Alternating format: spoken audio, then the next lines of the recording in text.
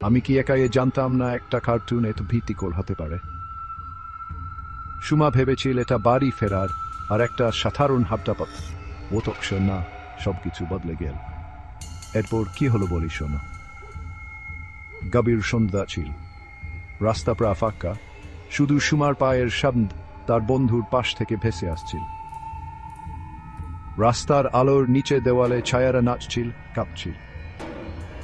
হঠাৎ সুমা অনুভব করল একটা ঠান্ডা হাড়ের মতো হাত পেছন থেকে তার কবজি আঁকড়ে ধরল। তার বুক থরফর করে উঠল। সে জমে গেল, শ্বাস নিতে পারছিল না। সে চিৎকার করে উঠল, কে তুমি?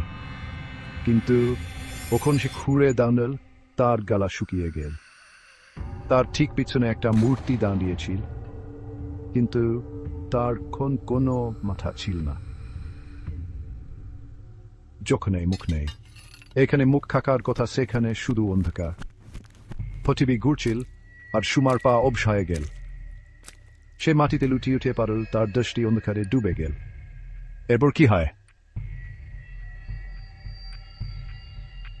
সুমার ভয়ঙ্কর গল্পের বাকিটা জানতে চাইলে নিচে মন্তব্য করুন। আর মনে রাখবেন, সব কার্টুন শুধু হাসির জন্য নয়।